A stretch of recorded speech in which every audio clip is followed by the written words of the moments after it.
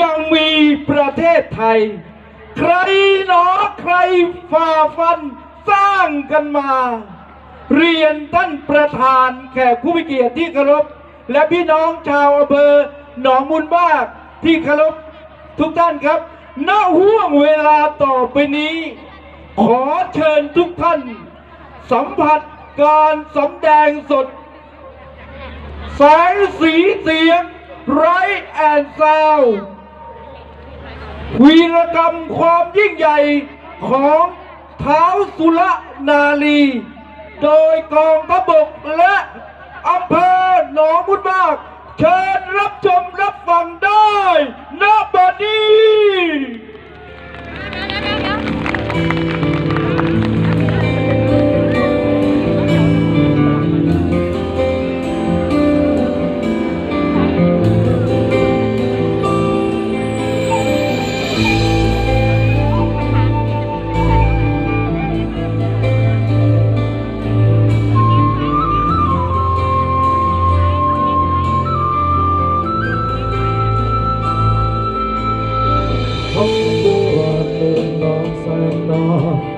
บนดินแดนแคว้นไทยวางไว้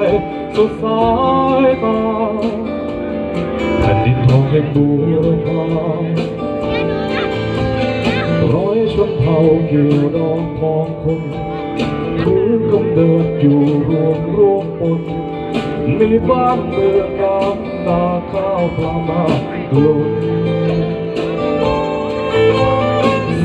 ก่อฟ้าก่อแสงเรื่องเบื้องบนที่ก่อบ้านป่าผาผู้กรองท้องไทยผู้แก่เจ้าผู้รู้คลองคล้องนาแม่ใหญ่หมอพ่อพานปกบ้านกุมเมือง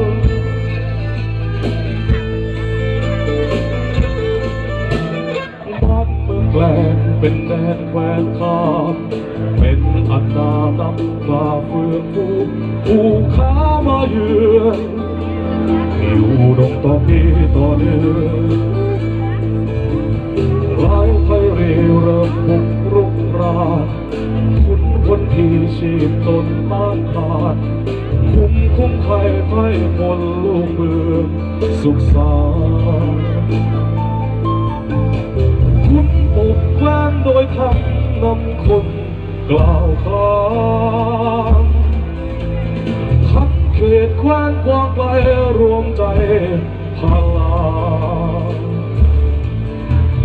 ให้เถิดไว้ขอคุณดังคำราชา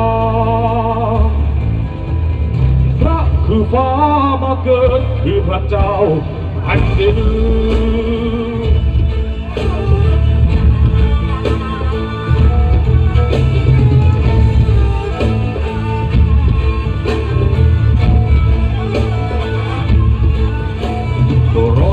ปีผ่านมี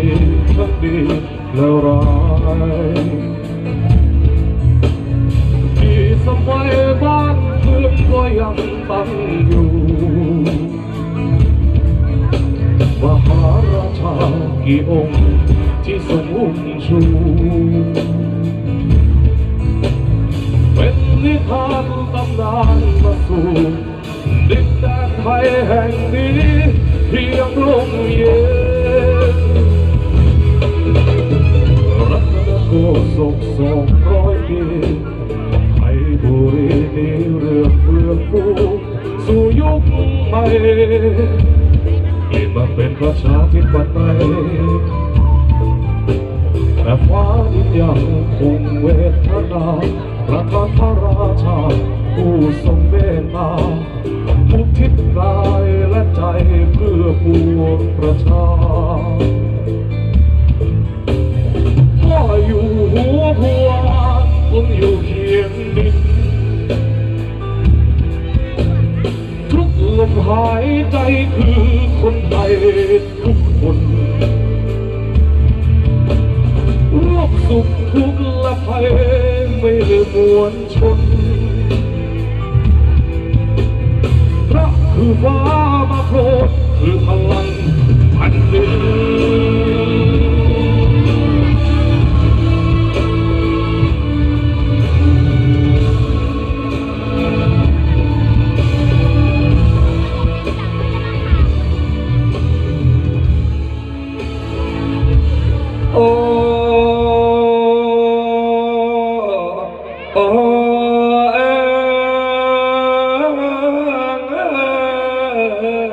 ยพศ2369ตอนนั้นลาวยกทัพหวังจะเข้ามาประอาบดอกนาพี่น้องเอ้ยพี่น้องเอ้ยเมืองไทยอนุวงศ์เป็นกบฏขิดทรยศอย่างใหญ่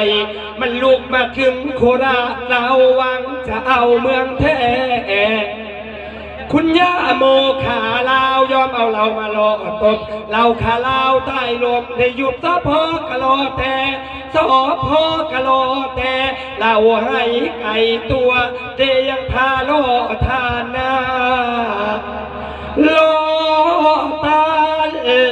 เมื่อตอนลาวเข้ามาประชิดบ้านเมืองก็ติดแต่เปลวอคีชบุญมีทาอุสุรนารีบุญคุณท่านมา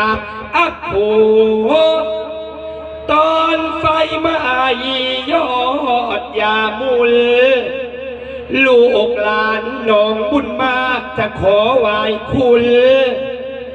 หนอยาโมเมืองราศีมาจึงพ้นมือ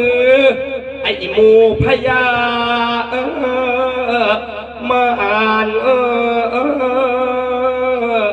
มาน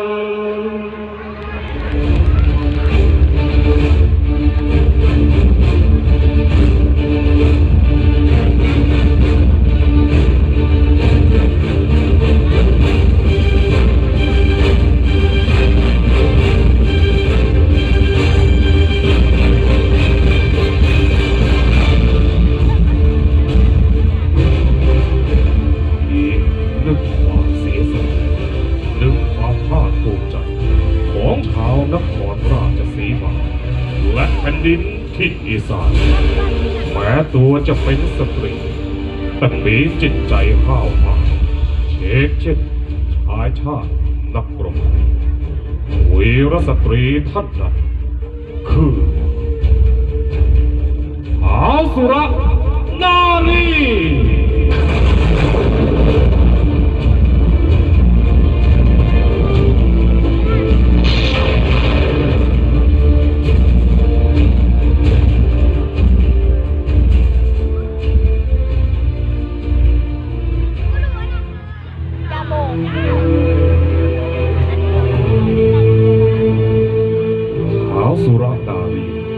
คุณหญิงโมเป็นธิดาของนายจิตและนางบุญมาเกิดเมื่อปีรากาพุทธศักราช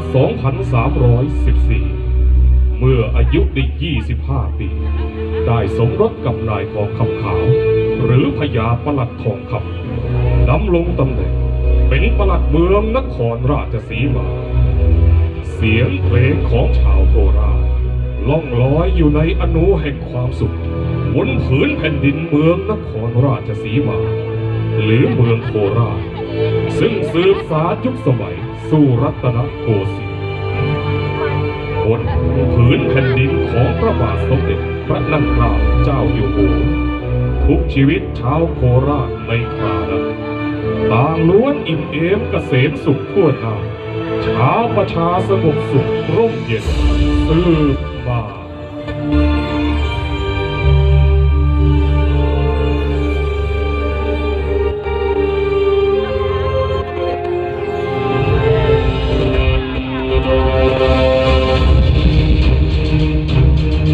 ปีพุทธศักราช 2369 เจ้าอนุวงศ์กษัตริย์ผู้ครองนครเวียงจันทร์เป็นกบฏต่อกรุงเทพมหานครได้ยกทัพเข้ายึดเมืองนครราชสีมาทอดชาวโคราชมากกว่า600 ครอบครัวหนึ่งในนั้นคือคุณหญิงโมไทยเป็นเฉลยศึกนับขณะนั้นยาปลัดทองคำได้เดินทางไปราชการณเมืองสุพรรณ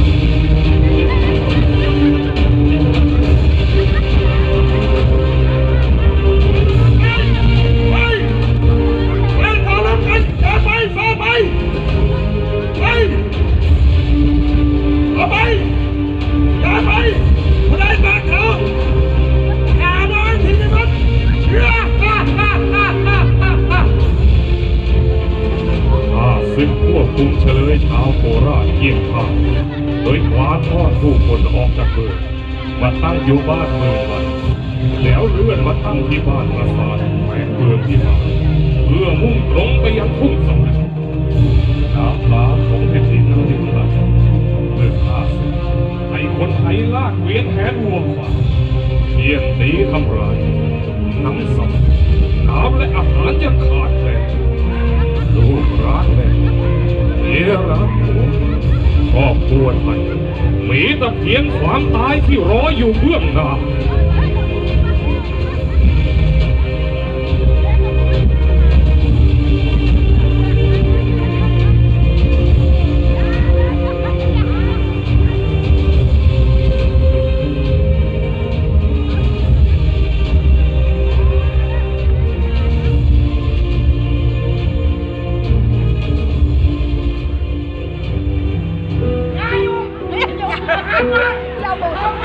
เส้นทางที่ไปยังทุ่งสำเร็จคือเส้นทางอันอมหิตที่เจิงน้องไปด้วยเลือดไทยข้าศึกเหิมเกลิมทำร้ายย่ำยีชีวิตจุดดังขนโคราชนั้นไม่ใช่คนเจ็บยิ่งกันเจ็บเข้าไปในจิตใจของคนโคราชที่ถูกข้าศึกยามเยียดโดยไร้ทางสู้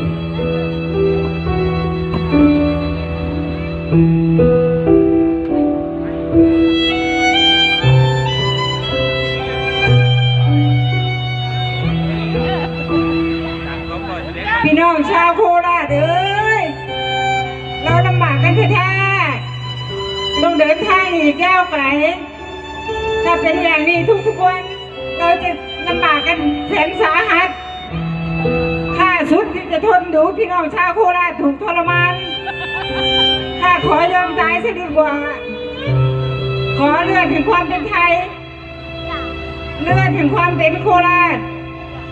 มารวมหนึ่งเป็นหนึ่งเดียวแหกไข่เฉลยซะให้รู้แล้วรู้รอดไปข้าขอยอมตายซะดีกว่าที่จะตกเป็นเฉลยเสียงแห่งความมุ่งมั่นของคุณหญิงวงได้แทรกซึมเข้าไปยังจิตและวิญญาณของชาวโคราชทุกคนหากจะตายก็ขอยอมตายอย่างมีศักดิ์ศรีดีกว่าต้องอยู่อย่างไร้ค่า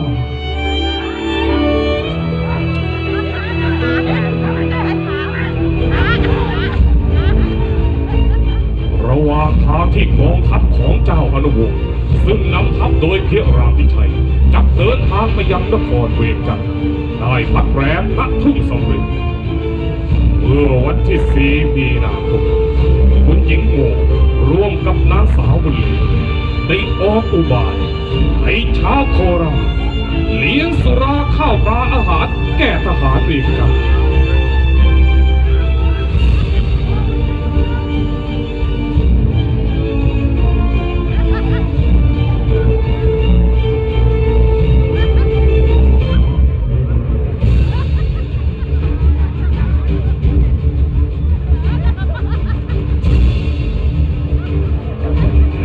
ทหารเวียงจันทร์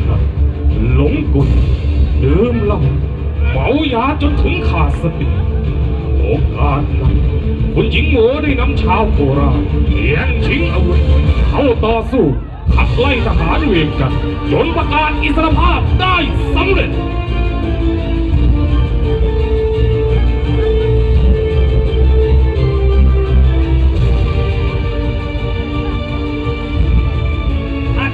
ทองคำยกทัพมาแล้วพวกเราสู้พวกเราฆ่ามันที่ไหนฆ่ามันเลยฆ่าให้เสร็จแล้วฆ่ามัน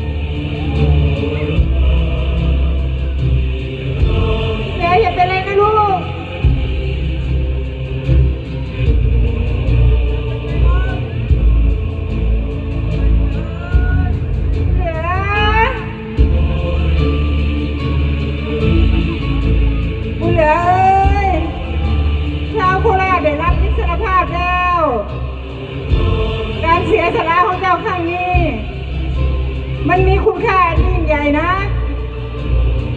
รับให้สบายนะบุญเหลือเราจงรับรู้ไว้ด้วยว่าชาวโคราชทุกคนชีวิตคนไทยทุกชีวิตจะจดจำสิ่งที่เจ้าเรียนสลายในวันนี้ไม่มีวันลืม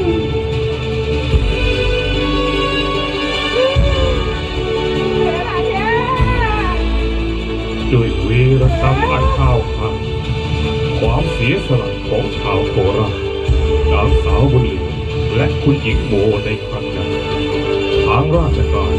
จึงได้ถือเอาวันที่ 4 มีนาคมของทุกๆปีเป็นวันไทยอาสาป้องกันชาติ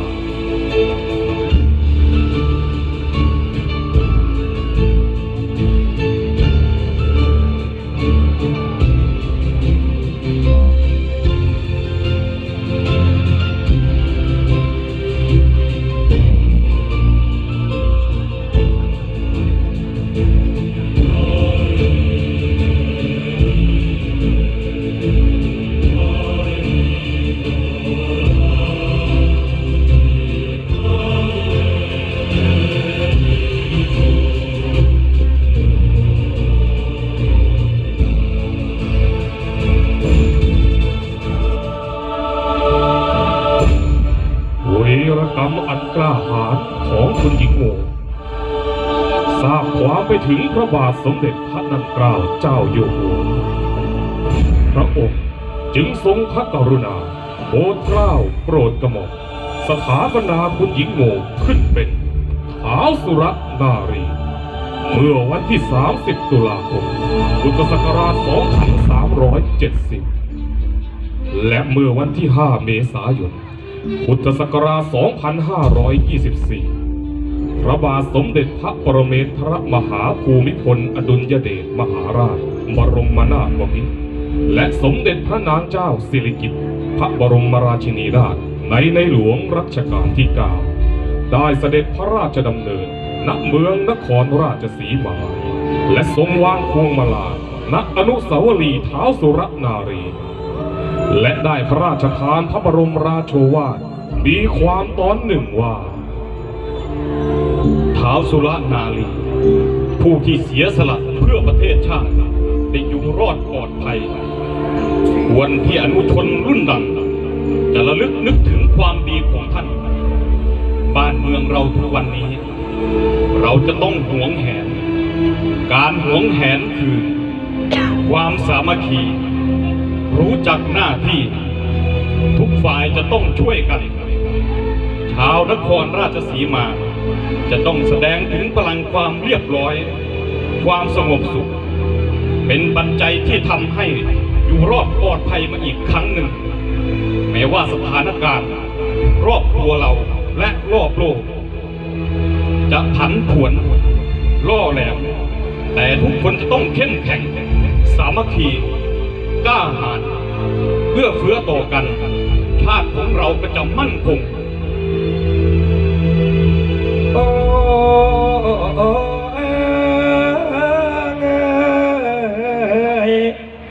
คนที่ทำบุญมาก็วาสนาบุญมาเฟื่องฟ้างามน้ำพึ่งบานดอกนาพี่น้องเอ้ยพี่น้องเอ้ยคำขวัญน้องบุญมาก้าวขานขนุนพันดีคนทุกทีก็รู้จักน้องบุญมายิ่งใหญ่หลวงพ่อคูณตั้งชื่อให้ก็นับได้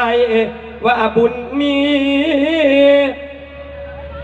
ซื่อสัตย์ในหน้าที่คนมีคุณธรรมวันคืนก็ชื่นช่ำมันสายน้ำรำนาทีน้ำรำนาทีรวมพัฒนาไทยเหมือนดังเรือที่เข้าพายนะจอดหน้าท่าศิลปกรรมปราสาทหินใครยาปีลปราสาทฮักอำเภอหนองบุญมากขอมมาสั่งปราสาทไฮ บ้านเราทำอ้อยทำมันส่งเสริมชาวบ้านทำมาทำไมตัดแต่งต้นไม้ล้วนใช้ฝีมือประดิษฐ์ทำมา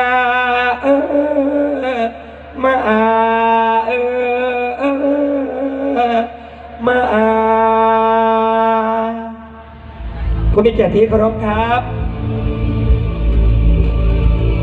นี่คือความเสียดี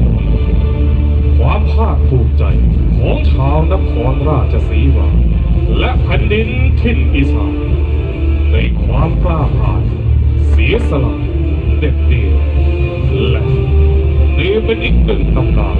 ของวีรสตรีชาวสยามที่มีนามว่า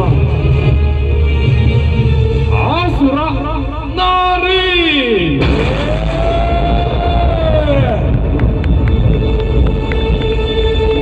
นี่คือความยิ่งใหญ่และวีรกรรมของท่านท้าวสุรนารีปรบมือให้กับนักแสดงทุกท่านด้วยครับ ผู้มีเกียรติที่เคารพครับ ต้องขอขอบคุณนะครับ